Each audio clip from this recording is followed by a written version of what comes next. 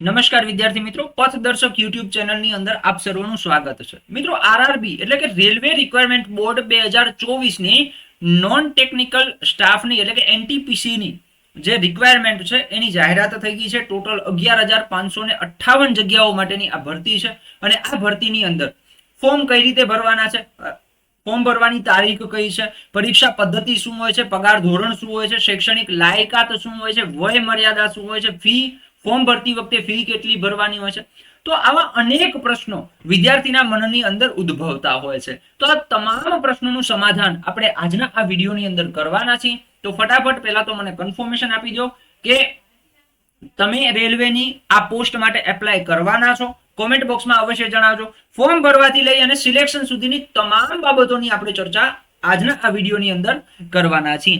તો ઝડપથી વિડીયોની લિંકને શેર કરી દો અને વિડીયોને લાઈક કરી દો. એ ઉપરાંત તમે જો આપણા વોટ્સઅપ ગ્રુપની અંદર જોઈન નથી થયા તો વોટ્સઅપ ગ્રુપની લિંક તમને ડિસ્ક્રિપ્શન બોક્સની અંદર આપેલી છે. ત્યાં જઈ અને આપણું વોટ્સઅપ ગ્રુપ છે ગુજરાત ગવર્મેન્ટ જોબ અથવા તો ગવર્મેન્ટ જોબ નામથી જે આપણું વોટ્સઅપ ગ્રુપ છે એની અંદર તમે જોઈન થઈ શકો છો.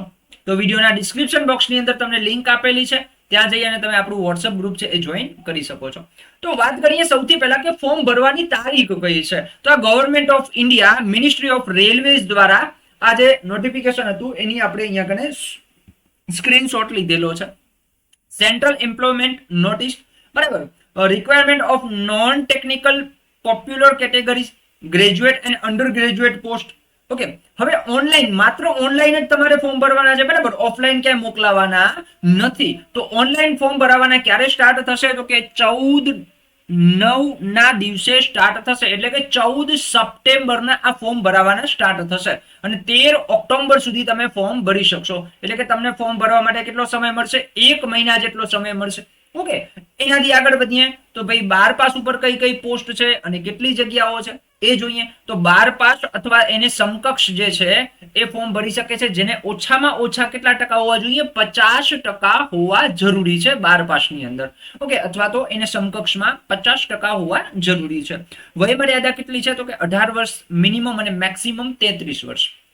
કઈ કઈ પોસ્ટ છે ને કેટલી જગ્યાઓ છે તો કે કોમર્શિયલ કમ ટિકિટ ક્લર્ક છે એની 2022 પોસ્ટ છે, બરાબર. ટ્રેન ક્લર્ક છે તો એની કેટલી છે તો કે એની 72 જગ્યાઓ છે. ઓકે, ટ્રેન ક્લર્ક છે એની કેટલી જગ્યાઓ છે? એની 72 જગ્યાઓ છે. ઓકે, એ ઉપરાંત જુનિયર ક્લર્ક કમ ટાઈપિસ્ટની 990 જગ્યા છે. એકાઉન્ટ ક્લર્ક કમ ટાઈપિસ્ટની 361 જગ્યા છે. આમ ટોટલ કેટલી જગ્યા છે? 3,445 જગ્યા છે. ઓકે, હવે એની આગળ વાત કરીએ એની સેલેરી શું હોય છે જો એ જોઈએ. તો કોમર્શિયલ કમ ટિકિટ ક્લર્ક છે એની 21,700 સેલેરી હોય છે. એકાઉન્ટ ક્લર્ક કમ ટાઈપિસ્ટની 19,900 સેલેરી હોય છે. જુનિયર ક્લર્ક કમ ટાઈપિસ્ટની 19,900 સેલેરી હોય છે. ટ્રેન ક્લર્કની 19,900 સેલેરી હોય છે, બરાબર. એજ ક્રાઇટેરિયા જે આપણે આગળ જોઈ ગયા એ 18 થી 33 તમામમાં. ઓકે, ચલો એનાથી આગળ વાત કરીએ. કોઈ પણ ગ્રેજ્યુએટ માટે જે છે ભરતી એની વાત કરીએ તો એની વય મર્યાદા કેટલી છે તો કે 18 થી કરી અને 36 વર્ષ સુધી, બરાબર. Minimum 18, maximum 36. ઓકે, કઈ કઈ પોસ્ટ છે? સ્ટેશન માસ્ટર એની 994 જગ્યાઓ છે. ટિકિટ સુપરવાઇઝર એની 1736 જગ્યાઓ છે. ટ્રેન મેનેજર એની 3144 જગ્યા છે. સિનિયર ક્લર્ક કમ ટાઈપિસ્ટ એની 732 જગ્યા છે, બરાબર. Junior account assistant cum typist 1507 જગ્યાઓ છે. આમ ટોટલ 8,113 જગ્યાઓ માટેની આ ભરતી છે ગ્રેજ્યુએટ ઉમેદવારો માટેની. ઓકે, હવે આની અંદર સેલેરી શું હોય છે એની વાત કરીએ તો ચીફ કોમર્શિયલ કમ ટિકિટ સુપરવાઇઝરની સેલેરી છે 35,400, બરાબર. સ્ટેશન માસ્ટર છે તો એની સેલેરી છે 35,400. ગુડ્સ ટ્રેન મેનેજર્સની સેલેરી છે 29,200. Junior account assistant cum typist એની સેલેરી છે 29,200, બરાબર. અને સિનિયર ક્લર્ક કમ ટાઈપિસ્ટ છે એની 29,200 છે. ઓકે, અને એજ ક્રાઇટેરિયા 18 થી 36 જે આપણે આગળ જોઈ ગયા છીએ. એના પછી આગળ વાત કરીએ કે ફી કેટલી ભરવાની છે. તો બધા જ જે ઉમેદવારો છે કે ફોર ઓલ કેન્ડિડેટ્સ, બરાબર, આઉટ ઓફ ધીસ ફીસ 500 રૂપિયા, બરાબર. કેટલા? 500 રૂપિયા તમારે ભરવાના છે. ઓકે, અને જે એસસી કેટેગરીના ઉમેદવારો છે, એસટી કેટેગરીના એક્સ સર્વિસમેન છે, પીડબ્લ્યુબીડી છે, ફિમેલ કેન્ડિડેટ છે, ટ્રાન્સજેન્ડર છે, બરાબર, માઇનોરિટી ઓર ઇકોનોમિકલી બેકવર્ડ એટલે કે ઈબીસી છે, બરાબર. તો એ લોકો માટે કેટલી છે તો કે એ લોકો માટે 250 રૂપિયા ફી છે. કેટલી છે? 250 રૂપિયા ફી છે.